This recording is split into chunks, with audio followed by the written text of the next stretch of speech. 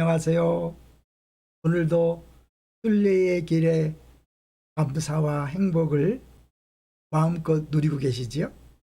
내가 매일 기쁘게 순례의 길 행함은 주의 팔이 나를 안보함이요. 감사합니다. 오늘은 성령에 민감하면 풍성해진다, 그런 제목인데요. 사실은 지난 시간, 속의 통로를 알면 풍성해진다에 실제적으로 세 번째 시간입니다. 그리고 첫 번째로는 다른 사람에게 받음으로 풍성해지기 위해서 관계를 잘 맺어야 된다. 받을 뿐만 아니라 우리가 줌으로써 또 풍성해지는 것을 같이 생각해 봤습니다. 오늘은 이제 그 세 번째지만 이 언제 주고 언제 받는가에 따라서 그 가치가, 의미가, 내용이 달라지잖아요. 잠언 25장 13절에 보면 충성된 사자는 그를 보낸 이에게 같이 추수하는 날에 얼음 냉수 같아서 능히 그 주인의 마음을 시원하게 한다. 얼음 냉수가 추수하는 날에 시원하게 하지만 만약에 겨울에 얼음 냉수를 준다면 말이 안 되겠죠. 사람은 그 입의 대답으로 말미암아 기쁨을 얻나니 때에 맞는 말이 얼마나 아름다운고, 이런 말이 있어요. 그러니까 때에 맞는 말을 하고 또 들을 때, 또 때에 맞는 돈을 주고 받을 때, 때에 맞는 인사를 주고 받을 때 주는 사람 받는 사람 모두가 행복하죠. 그렇다면요, 우리가 어떻게 때에 맞는 말, 정확하게 나도 만족하고 상대방도 만족하는 그 때에 맞춰서 말하고 행동할 수 있을까요? 그것은 아마 우리가 할 수 있는 게 아니라 성령님께서 하시는 일이라고 볼 수 있죠. 그래서 성경 빌립보서 2장 13절에 보면 너희 안에서 행하시는 이는 하나님이시니 자기의 기쁘신 뜻을 위하여 너희에게 소원을 두고 행하게 하신다.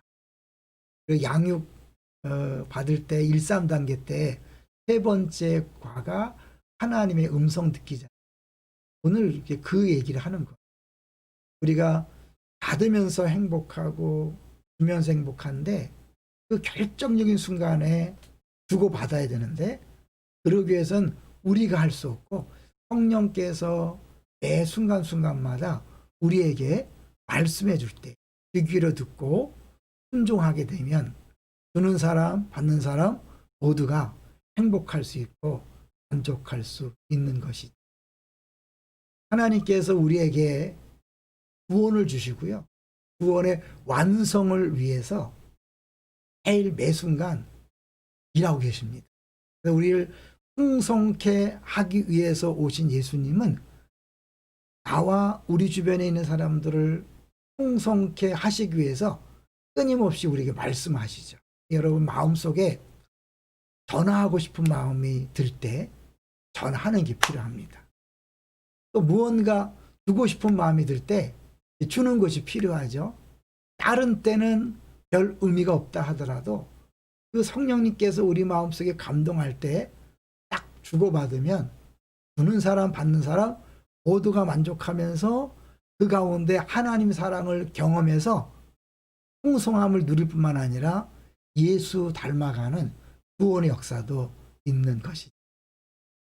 하나님께서 오늘도 우리를 통해서 일하기를 원하십니다. 성령께서 말씀하실 때, 마음에 감동을 주실 때, 소원을 주실 때 주저하지 마시고 말하십시오. 행동하십시오. 전화하시고 카톡하시고 문자 보내시고 또 직접 찾아가십시오.